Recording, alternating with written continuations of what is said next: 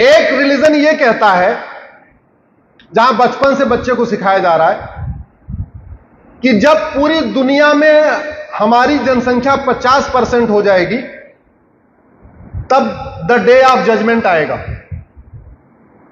ध्यान से समझिए, उनके बच्चे बच्चे को सिखाया जा रहा है कि जब हमारी जनसंख्या 51%, 50 नहीं 51 मेजॉरिटी हो जाएगी, तब द डे ऑफ जजमेंट आएगा। फिर यह तय होगा कौन हेवन में जाएगा, कौन हेल में जाएगा, कौन स्वर्ग में जाएगा, कौन नरक में जाएगा। दूसरा रिलीजन भी यही सिखा रहा है, बस केवल शब्द अलग है।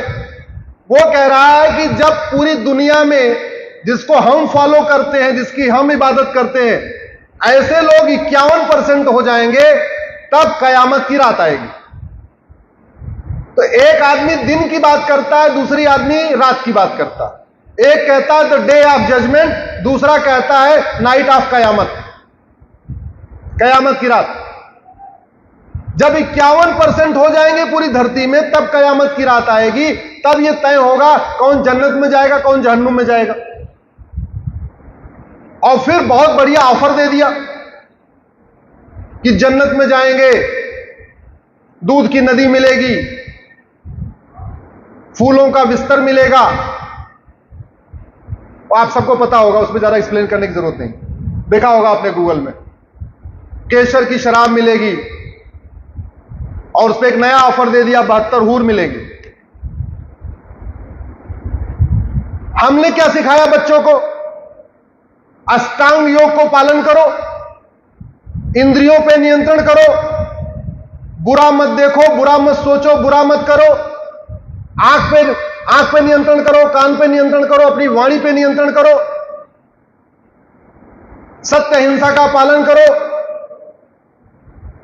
संतोषम परमम सुखम रखो, किसी से ईर्ष्या नहीं, किसी से द्वेष नहीं, तब मोक्ष प्राप्ति होगी। यही सिखाया ना।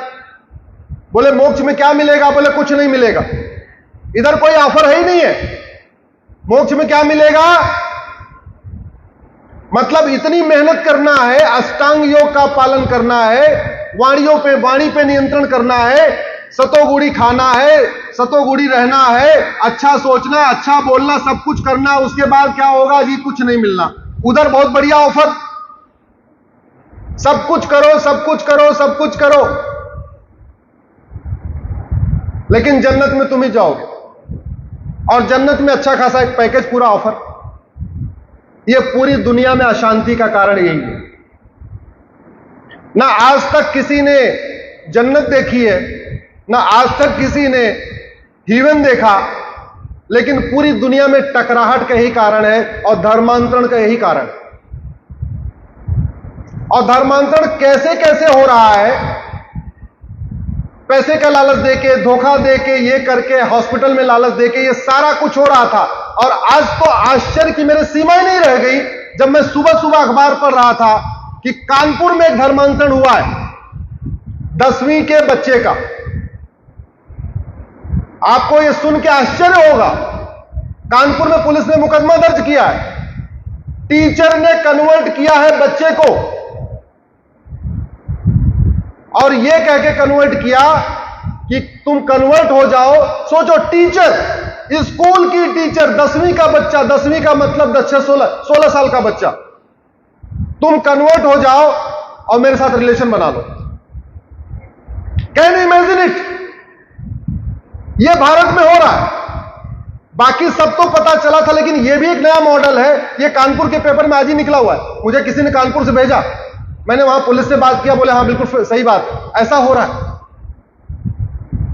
धर्मांतरण राष्ट्र की सुरक्षा के लिए खतरा है कि नहीं? जरा जोर से बोलिए, पीछे से आवाज नहीं आ रही। धर्मांतरण राष्ट्र की सुरक्षा के लिए खतरा है कि नहीं? तो धर्मांतरण कराने वाले मिशनरियों और जिहादियों पे नेशनल सिक्योरिटी एक्ट लगना चाहिए कि नहीं? धर्मांतरण देश की एकता अखंडता के लिए खतरा है कि नहीं? तो उनके खिलाफ यूएपीए लगना चाहिए कि नहीं? धर्मांतरण एक वेजिंग वॉर है, एक भारत के खिलाफ अप्रत्यक्ष युद्ध है कि नहीं? तो फिर section 121 Indian penal code waging war लगना चाहिए कि नहीं? धर्मांतरण एक देशद्रोह है कि नहीं? तो धर्मांतरण कराने वाले मिशनरी और जिहादियों पर देशद्रोह की धारा लगना चाहिए कि नहीं? धर्मांतरण एक संगठित अपराध है कि नहीं? तो जब संगठित अपराध है तो आपके गुजरात में गुजकोका बना हुआ है, गुजकोका लगना चाहिए कि नहीं? मैं बार बार कहता हूं, सठे साठ्यम समाचरित, धर्मांतरण को रोकना है तो इनके खिलाफ एनएसए लगाइए, 1 साल जमानत मिलेगी नहीं। धर्मांतरण कराने वालों पे यूएपीए लगाइए, धर्मांतरण कराने वालों को बाहर से फंडिंग हो रही है, बहुत ही ऑर्गेनाइज क्राइम है, गैंगस्टर एक्ट लगाइए, गुजकोका लगाइए। धर्मांतरण अपने आप में देशद्रोह है, लेकिन इसलिए सेडिशन का धारा लगाइए, सेक्शन 124A। धर्मांतरण अपने आप में एक अप्रत्यक्ष युद्ध है। मैं युद्ध क्यों कह रहा हूं? 500 साल यहां मुगलों ने राज किया। वो केवल लूटने के लिए आए थे क्या? केवल राज करने आए थे क्या?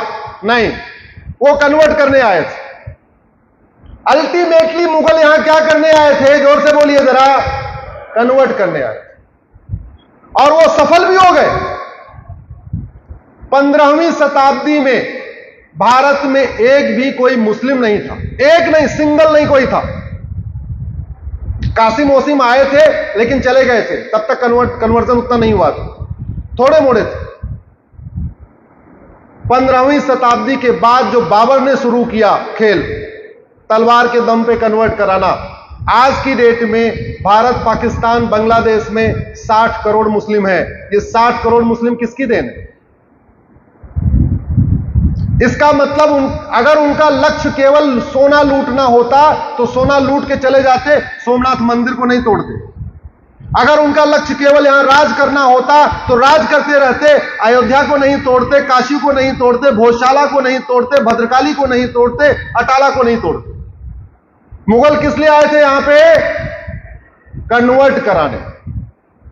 तो जो काम मुगलों ने तलवार के दम पे किया, वही काम आज भी धोखा देके, लालच देके, काला जादू दिखा के, अंधविश्वास फैला के, हॉस्पिटल में इलाज कराने का लालच देके, स्कूल में एडमिशन का लालच देके हो रहा है। तो काम तो वही हुआ ना, जो पहले युद्ध था वही आज भी युद्ध है।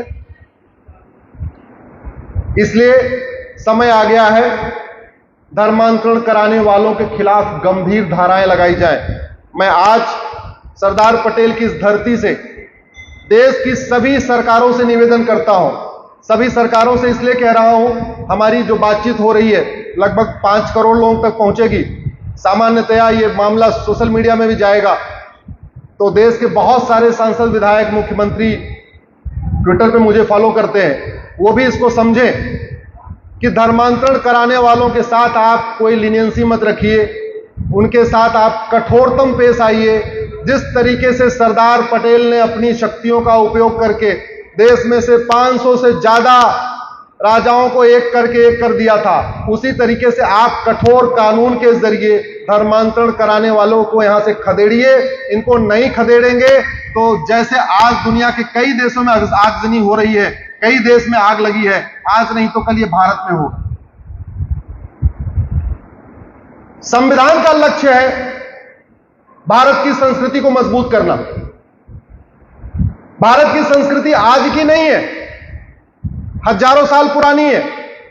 जब पूरी दुनिया में लोग जाहिल की जिंदगी जीते थे तो हमारे पास हड़प्पा मोहनजोदड़ो था। जब लोगों को कपड़ा पहनना नहीं आता था, हमारे पास एक प्लान्ड शहर था हड़प्पा मोहनजोदड़ो, जहां सारे मकानों के ड्राइंग रूम की एक साइज थी, बेडरूम की एक साइज थी, किचन की एक साइज थी, बीच में सड़कें थी।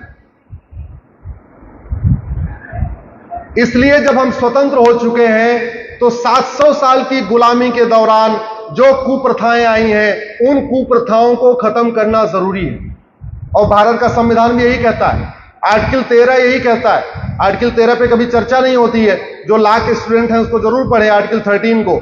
आर्टिकल 13 कहता है अब संविधान, आज जब संविधान लागू हो गया यानी 26 जनवरी 1950, आज के बाद से कोई भी कुरीति नहीं चलेगी, कोई कुप्रथा नहीं चलेगी, किसी भी तरीके की कुरीति और कुप्रथा होगी आज से खत्म मानी जाएगी। तो कुरीतियों और कुप्रथाओं के खिलाफ कानून बनाना जरूरी है। मैं धन्यवाद दूंगा प्रधानमंत्री मोदी जी को, जिन्होंने एक बड़ा इस पे निर्णय लिया है। हमारी PIL भी चल रही है सुप्रीम कोर्ट में, लेकिन प्रधानमंत्री जी ने लॉ कमीशन को कहा है कि आप भारत में कॉमन सिविल कोड का ड्राफ्ट तैयार करिए। और कॉमन सिविल कोड इसलिए जरूरी है कि भारत में स्वतंत्रता के बाद भी बहुत सारी कुरीतियां और कुप्रथाएं चल रही हैं।